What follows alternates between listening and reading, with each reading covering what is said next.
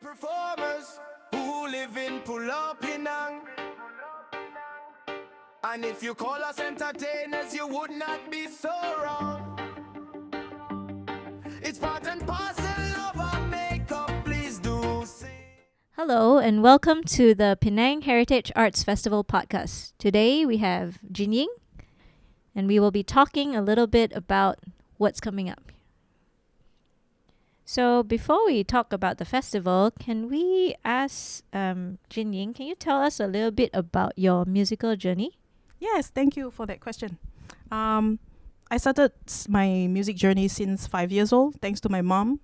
Actually, it's not my hobby, but my mom sent me to music lessons like piano and singing. All Asian families. Yeah, how we Asian family would like us to learn skills, but end up it became my hobby halfway. And the interesting fact is, after I learned singing for a few months, I was nominated by my teachers to compete in a competition, and I won prizes. I was not like champion, but I won number 4. So actually, after that, it was every year we have to participate competition, and that's when I started to fell in love with it. Every year is just, we prepare for competition, we prepare for performances, and also singing with choir together during weekends. We had a lot of projects, and after that, I'm still joining music clubs such as choir in school. Also, during that time, we compete in very challenging competition, and we work a lot with different musicians. And then, but halfway, I as I grew older, I found out that I have stage fright, or I get a bit tired of music. Then I stop and I study other field for another 3 to 4 years, around that, and entirely stopped making music because I was thinking, maybe my job, I want to work in the factory. And then after that, when I had my internship for 6 months, I just realized, music is my passion. I think I should continue. And then that's where I decided to pursue in Master in Music in USM, where I did my music pedagogy and performance. And then after graduation from the first master, and I thought, maybe not enough. So I won a scholarship from a competition, Chin Yong Festival, which is in KL, and they sponsored me to China, Nanjing Normal University, to get my second degree, which is Master of Arts in Vocal Performance. So that's there, and then I'm here today. Yeah, sounds like quite a long journey. Yeah, but it in is. the end, you came back to what you're called to do. Yeah, and it's not easy, because if you change your field, halfway you have to pick up again. It's like starting from zero.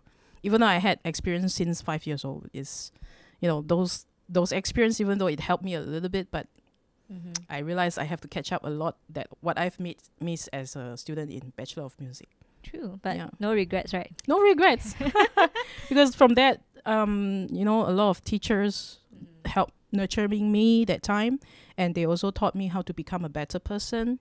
Have the right attitude to work, even though things are difficult, but you just have to be resilient and diligent to make it happen. Thank you for that. I think that's really important for especially the young viewers out there that are listening. And know that it's okay if you don't find your calling at once. Yeah, you still have opportunity. Okay, aside from the festival, what is on your music stand right now? Like, what are other projects or concerts that you are working on? Yes, I have one upcoming in June. We are doing Carmina Burana. I'm the conductor of a choir, Penang Philharmonic Chamber Choir, and we will perform the whole work, an hour piece. Okay, not just the famous that's a big one. Fortuna. Yeah. It's not the first one. It's the whole thing. Okay. So 1 hour, and I was also invited to sing as the solo, the soprano part. Yeah. Wow, congratulations. Thank you. And then another one coming up in September, which is a concert organized by music makers and in collaboration with Blue Mansion. It will be at their courtyard.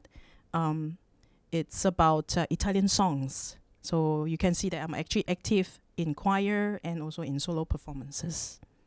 Yeah, okay, very cool.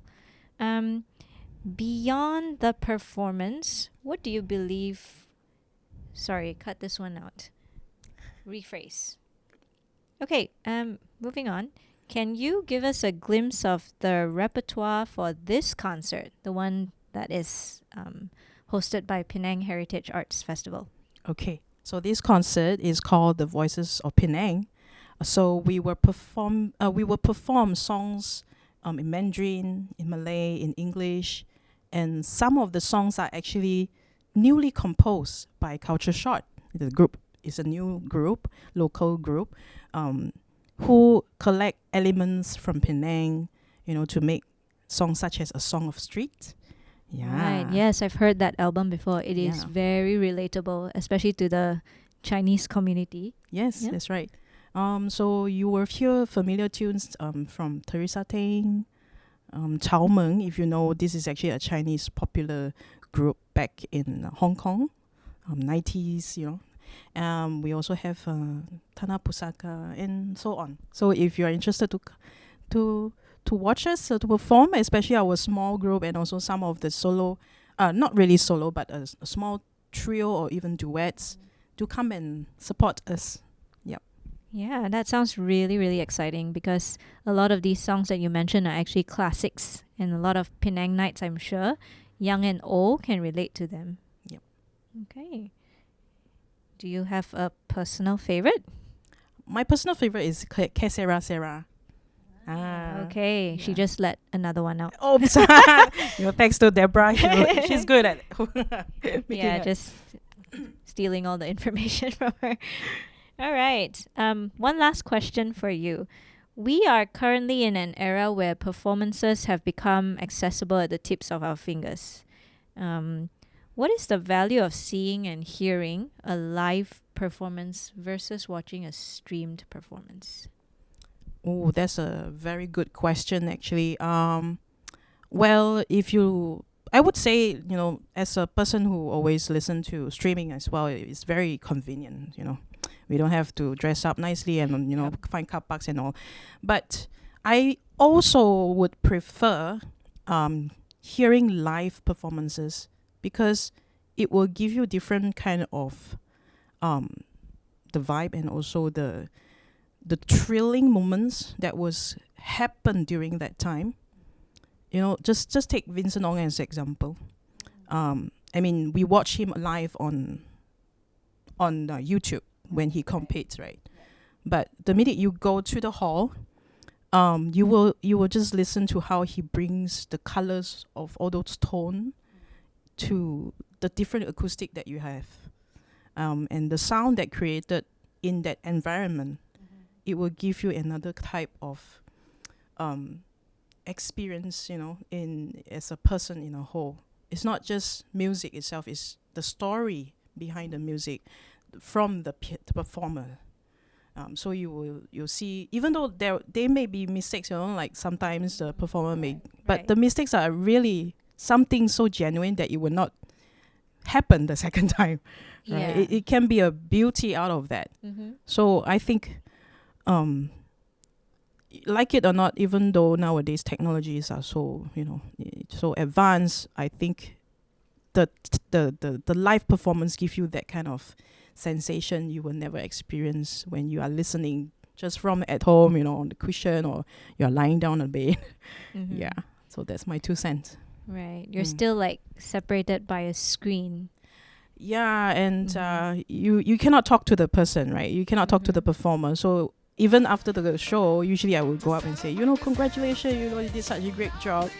And that actually give a lot to the performance. It sort of encourage them to keep continuing as well. Right.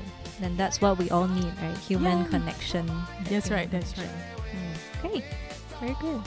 Thank you so much. Thank Look you. forward to hearing the concert.